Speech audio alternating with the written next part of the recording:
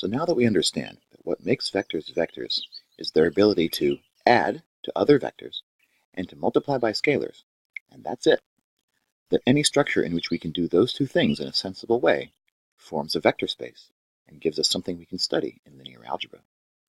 Now, before we get to the really interesting part, and that was as if that wasn't interesting enough, we want to take a look at how we can understand a vector space in a simple, compact way by making a key observation that has to do with the property that we call linearity. As you might expect, this is the property that characterizes linear algebra. And the key observation is that, first of all, it's true that every non-trivial vector space over an infinite field of scalars has infinitely many elements. So the xy plane, for example, there are infinitely many points in that set. And so at first glance, it might seem like this would be a difficult thing to study because there's infinitely many objects in my vector space. What saves our bacon in linear algebra is that very often a vector space can be built entirely from the span of only a finite set.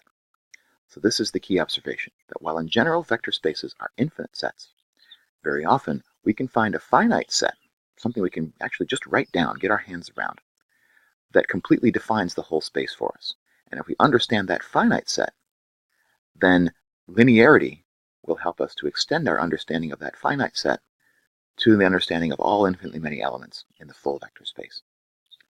So here's what I mean. We take the xy plane, for example. The xy plane has infinitely many elements, infinitely many points in it, infinitely many vectors in that vector space. But we can choose two vectors, a short finite set of two vectors, e1 and e2, 1, 0, and 0, 1. And those two vectors together, first of all, if I package them into the columns of a matrix, I notice that that matrix has a pivot in each row.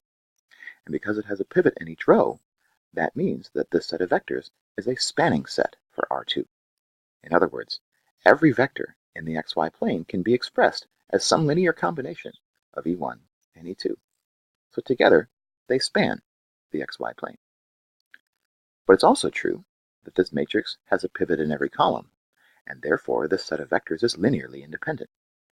That means that anything that we can express as a linear combination of e1 and e2, we can do so in one and only one unique way. So just to reiterate, if you give me any vector b in the xy plane, I can write it as a linear combination of e1 and e2 because they're a spanning set, and I can do so in exactly one way because they're linearly independent set. And so e1 and e2 is a set of just two vectors that together with linearity, together in other words with the operations of addition with one another and scalar multiplication by real numbers, determine the entire vector space R2, and they do so in exactly one way. And that's something special in linear algebra. We call such a set a basis of R2. And the magic of linearity is that if I have a basis for a vector space, then the combination of the vectors in that basis with the operations of vector addition and scalar multiplication, that will determine all vectors in the whole vector space for me, all infinitely many of them. So I don't have to study infinite sets in linear algebra. I can study this finite set. Just what do I understand about these two vectors, e1 and e2? And then linearity will take care of the rest. So by definition, what it means for a set to be a basis for its vector space is just the two things that we highlighted down here. First of all, that set needs to be a spanning set for the vector space. We need to be able to express everything in my whole set as some linear combination of the vectors in my basis. And second, we need that set to be linearly independent. That set being linearly independent means that now that I know I can express everything in my space as a linear combination of this set of vectors, if they're linearly independent, I can do so in one and only one way. So that gives me a language. It gives me what we call a system of coordinates on our vector space that tells me, given any vector, I can express it in exactly one way as a linear combination of this vector and that vector. So having a basis gives us the language of coordinates on our vector space.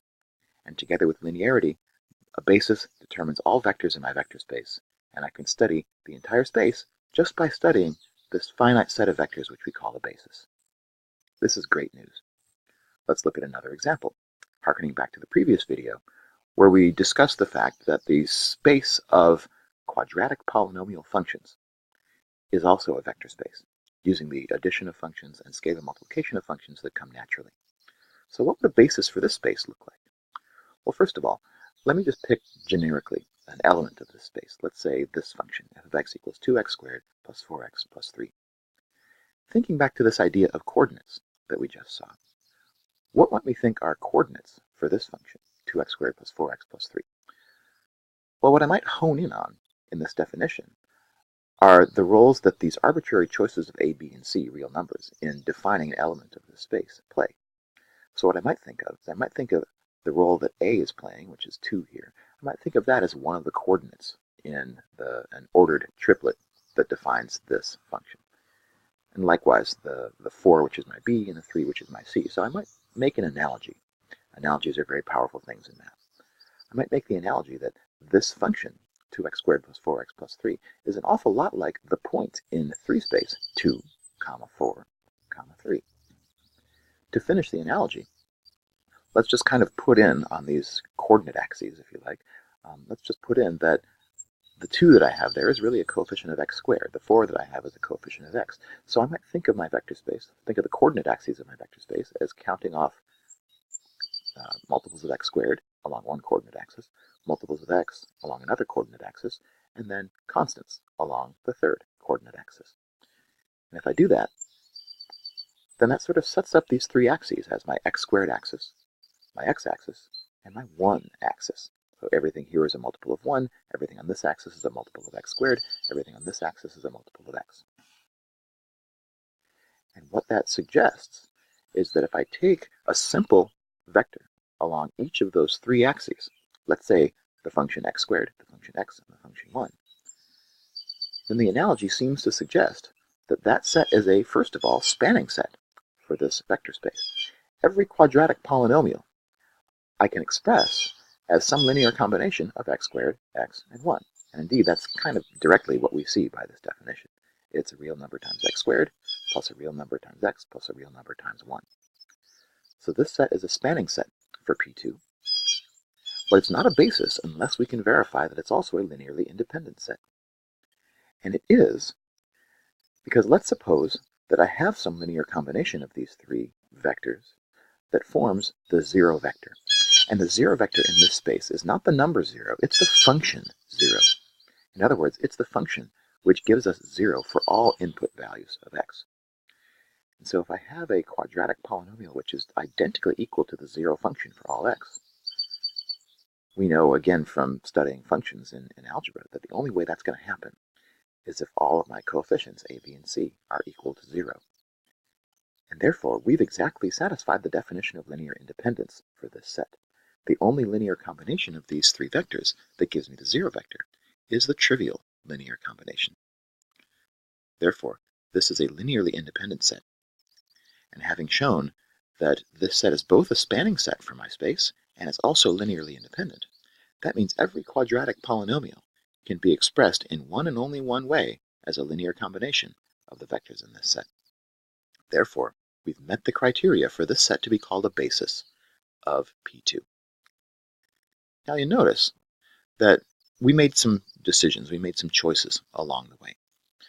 That we chose x squared, x, and 1 to be kind of the representatives of these 3 directions. But there might be other spanning sets out there for P2.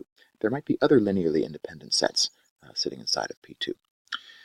So to finish this video, I want to look at the observation that it's possible for a given vector space to have many different choices of basis. We happen to choose a couple that came naturally, but there could be many others. So here's an example. Thinking back to the xy plane again. We chose E1 and E2, the vectors 1, 0 and 0, 1, as a basis for our space. And that comes really naturally when we're thinking about the xy plane. So naturally, in fact, that we call that basis the standard basis for the xy plane. But it's certainly not the only spanning set for R2, and it's certainly not the only linearly independent set of vectors in R2. Here's another example. If I choose the vector -1, 2 and the vector 1, 1, these 2 vectors are evidently a spanning set for R2. You could imagine that any vector in R2 I can get to by going some number of times along the orange direction and some number of times along the blue direction. And it's linearly independent set, because for a set of two vectors, linear independence just means that neither is a multiple of the other. And therefore, v1, v2 also forms another basis for R2. And you can imagine a whole host of other options as well. So vector space usually doesn't have just one single basis. It may have some bases that are more convenient than others, but certainly there are many other choices that we can make. And as we go later on into the course, we'll see why making different choices can actually help us to better understand how certain linear transformations work. But even though there may be many different choices of basis for a given vector space, the one thing that all those choices have in common is that all of them have the same number of vectors in that basis. So both of these bases that we chose for R2 are different from one another. But what they share in common is that both of them have two vectors in them. We call that number, the number of vectors in any basis for a vector space. We call that number the dimension of that space. So the dimension of a vector space is an answer to the question, how many vectors do we have in a basis? And the shocking thing is that any basis that we can choose for a given vector space will have the same number of vectors in it. And so the dimension that we get, the number of vectors in a basis, is not a property that belongs to that basis. It's a property that belongs to the vector space that that basis is describing. So R2, the xy plane, both of the bases that I chose for R2 have two vectors in them, 1, 2, 1, 2. So we say that R2 is a two-dimensional vector space. It's a vector space of dimension 2. How about our quadratic polynomials vector space?